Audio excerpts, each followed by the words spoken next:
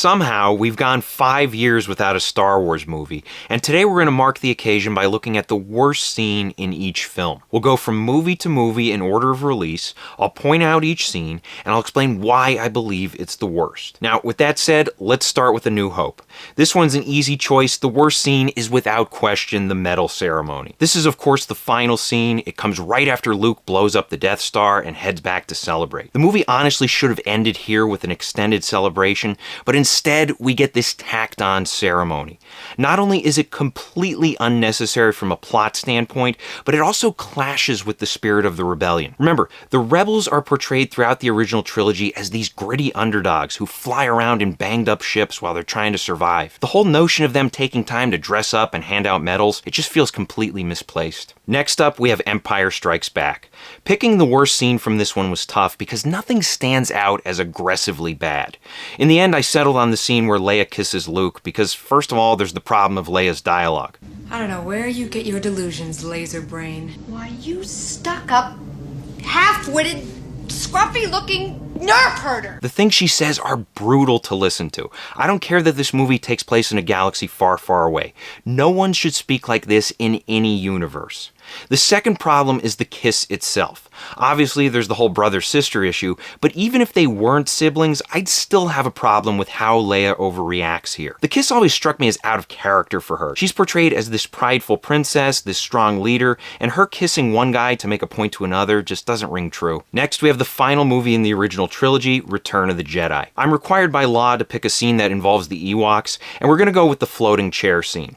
If you remember, when the gang first encounters the Ewoks, there's a lot of hostility before 3PO appears, and the Ewoks instantly recognize him as a god. This scene I can live with, but shortly after, there's another scene where Luke and Han are about to be killed by Ewoks. 3PO asks them to release his friends, but they ignore his request, which makes no sense considering that they worship him. The conflict here feels forced, and even though Luke comes up with a clever solution to get them out of trouble, this scene ends up being redundant, and it wastes the audience's time. Now it's time for the prequels. We'll start, of course, with Phantom Menace, and we have plenty of options here. Any scene involving Jar Jar deserves consideration, and the infamous midi-chlorian scene is a strong contender as well. But for me, the worst scene is when Anakin blows up the droid control ship.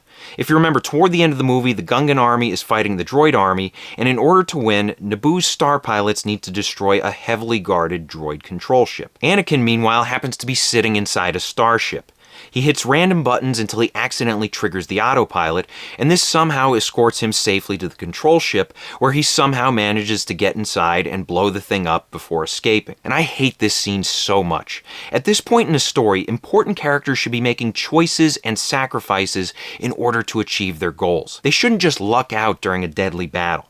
And whenever you hand someone a victory they didn't earn, it makes them come off as more annoying than inspiring. Speaking of annoying, I wonder which Anakin scene I'm going to pick from Attack of the Clones. It's going to be a tough call because look at these options. I don't like sand, I don't like fireplaces, I don't like teasing senators, I don't like abruptly becoming a murderer, I don't like abruptly forgiving a murderer. There are so many options and they're all so tempting, but I gotta go with the fireplace scene because it makes both Anakin and Padme look brainless.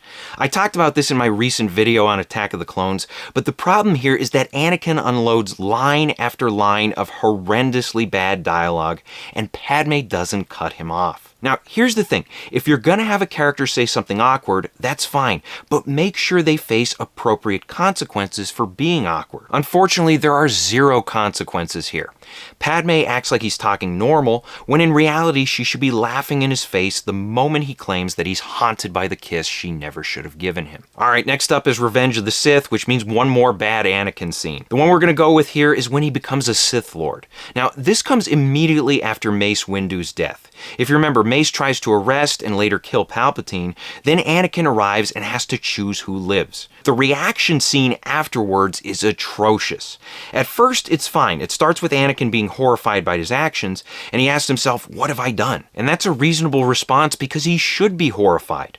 From there, he should then try to process what he's done. Maybe run away, or talk to himself, or lash out at Palpatine, or anything really. Remember, this is the most significant step in his entire character arc. This is when he turns from Jedi to Sith Lord. But instead of processing his emotions and grappling with his new situation, 20 seconds later, he calmly agrees to serve as Palpatine's apprentice.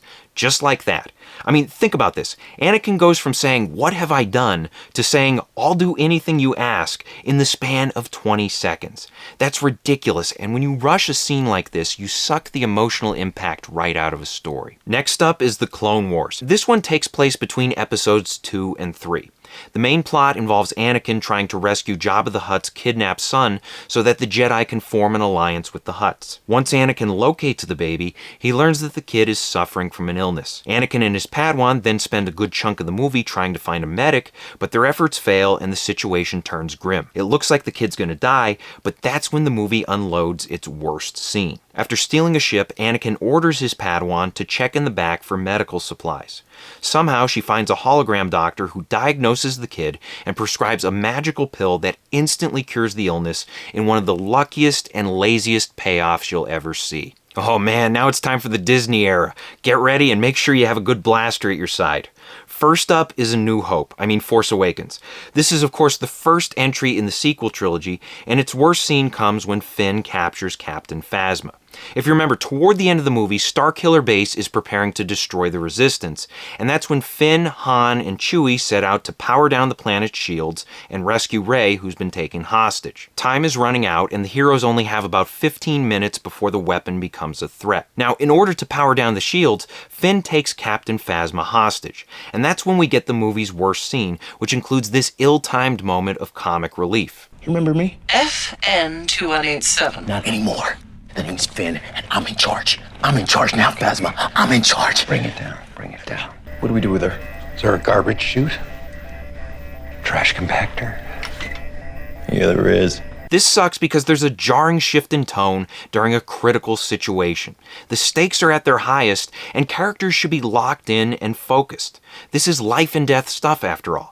And yet, when Finn captures Phasma, he trash talks her like he just beat her in Mario Kart. It's a silly scene that makes every character involved look stupid, and it comes at the worst possible time. Next up is Rogue One, and you don't have to wait long for this one's worst scene. It comes when the movie introduces Jyn Erso as an adult.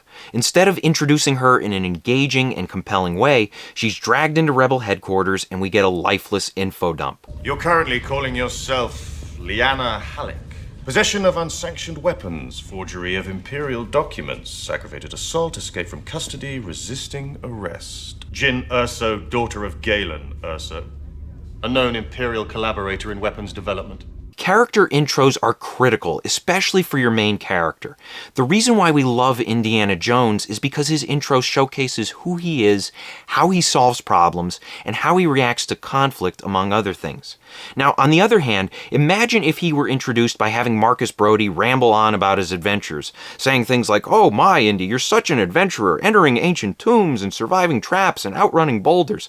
That would suck, and that's unfortunately what we get with Jyn Erso, a static, uninspired scene that paints her from the get-go as a bland and disposable character. Now it's time for The Last Jedi, and this is like a buffet of bad scenes. There are so many, I don't even know where to begin. I mean, you have the infamous lightsaber toss, then there's flying Leia, the casino escape, Snoke's death, the Holdo maneuver. We could fill a tournament bracket with all the bad scenes in this movie.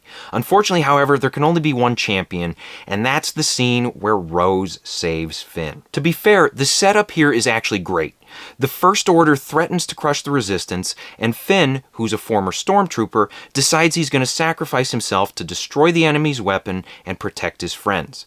It's a powerful, sincere moment that feels like a meaningful end to his character arc, and the emotion builds and builds and builds until, well, you know.